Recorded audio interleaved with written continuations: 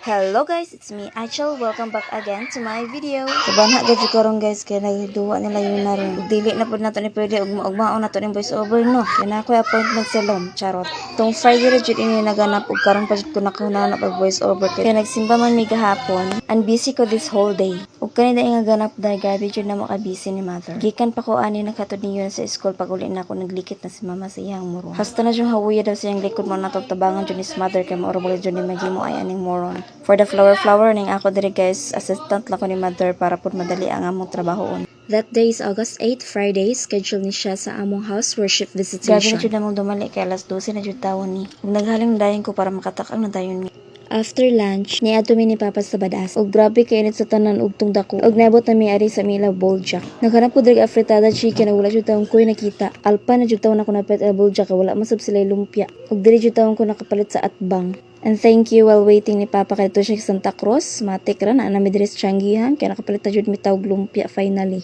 And pauli na mi ani, complete na kayo among mga gikinahanglan ug padayon na puta aning tong trabaho unday. Kay ang oras na dagan og kinahanglan natong i-time lapse pud ang atong lihok.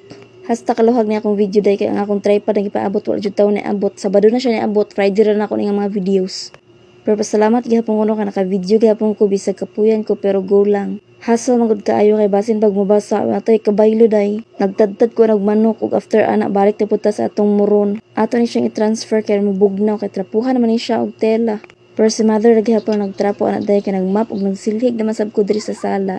Kay naka-timelapse man atong lihok tari na puta sa lamisa day. Ug kanis father na stress ni siya kay ngano kuno nawala iyang vidmit ug di na siya ka-download. Ug diri pa dayon na putag pamilo oy. Kay dili man ni siya Christmas nga daghay magbitay-bitay mga atong pilon. And finally, nahuman na jud man ning cleaning sa mga sala for the whole week. And ready na jud me to welcome the visitors. And ready na pud si Honey Luke. Ug nag-start na jud ang program ana nga time. Nag-presider ako that time. Ug pinaspasan jud na atong pagluto aning lumpia. Kaya na pressure na ako. Ug si Papa ang nagbutang aning lumpia diri ug muna ni siyang naluto.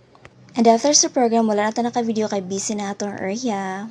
And here's the exciting part, tanawa. Part na ko sa pagpamaniyos ani kada duyom day.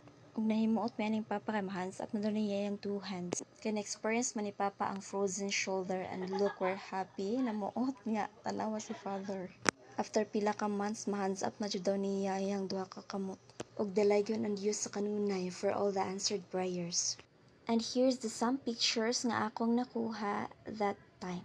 And thank you so much sa atong mga kaigsuunan nga nagkugig yun sa pagtambong. From mainit to badass.